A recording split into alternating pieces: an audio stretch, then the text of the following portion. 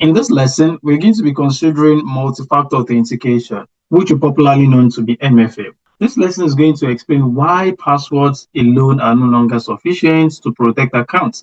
So we are going to see that multi-factor authentication can help us add additional verification layers that can stop attackers even when passwords are compromised. So let's get right into it.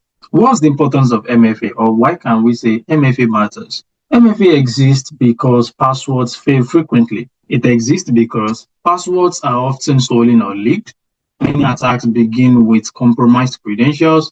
Multi-factor authentication adds an extra layer of protection, and multi-factor authentication can significantly help reduce the rate of successful attacks. Now, what is multi-factor authentication? MFA, or multi-factor authentication, strengthens authentication by adding verification steps. It is an authentication method using more than one factor. It requires proof beyond just a password. It makes stolen passwords far less useful, and it is widely used in modern systems. Let's consider the three authentication factors. Authentication relies on three types of proof, and here are they. The first one is something you know. The second one is something you have. The third one is something you are. And MFA combines two or more of this. This factor relies on memorized information. It could be passwords, pins, security questions, and it is the most common but weakest factor. This factor relies on possession.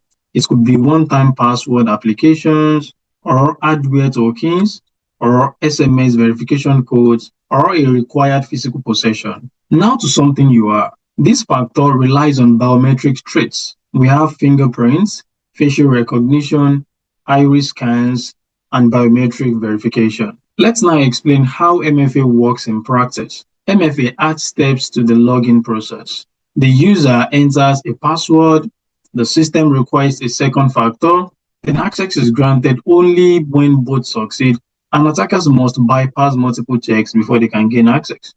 Now, what are the common MFA methods that we have? There are several widely used MFA implementations, and here are a few of them. The first one is authenticator applications. We have Google Authenticator as an example. We also have Microsoft Authenticator. They all have applications, and we have other several applications in this category.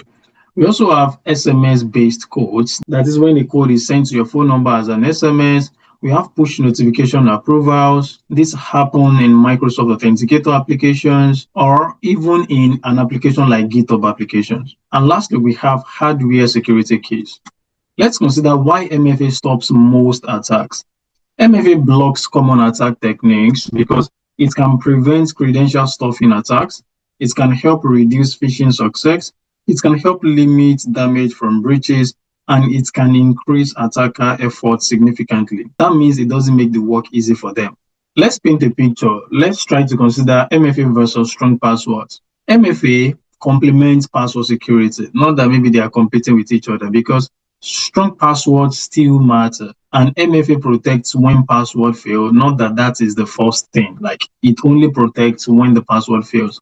Also, it assumes passwords will eventually be stolen, and MFA serves as a defense in-depth approach. MFA supports core security principles such as confidentiality. Confidentiality is protected through controlled access. For integrity is protected by preventing impersonation. Availability is also supported by reducing account abuse. And we can say strong identity protection benefits all three.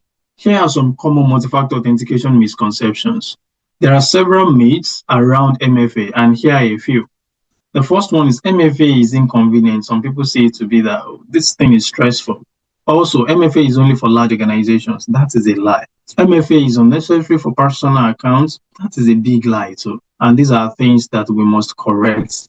What are the challenges we face when we want to implement MFA? MFA must be implemented carefully so that it doesn't lead to another thing.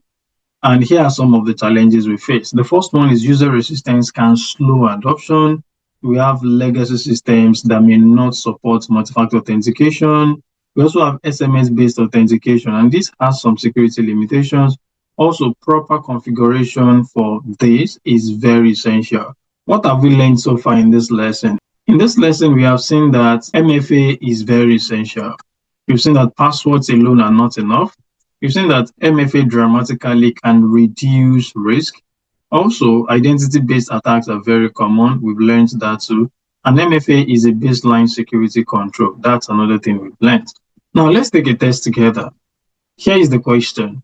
Which MFA factor is represented by a hardware security key? Here are the options. You can pause your video, read through the options, drop your answer in the comments, then come back to play to see the correct answer. And what's the correct answer? The correct answer is C. That is something you have. That's all for this lesson. Please subscribe to our YouTube channel. Also like, share, and comment on our videos. Thank you so much and see you in the next lesson.